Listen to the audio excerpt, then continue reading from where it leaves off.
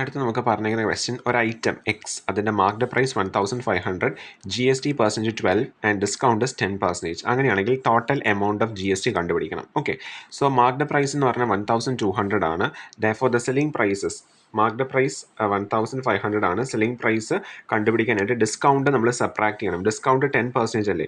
So 10% discount means എത്ര percentage അടച്ചാൽ മതിയാവും? 90% അടച്ചാൽ മതിയല്ലോ.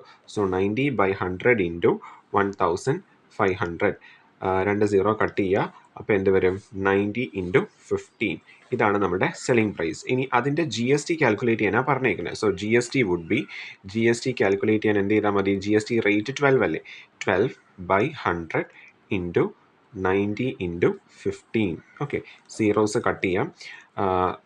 2 times 3 times 3 6 12.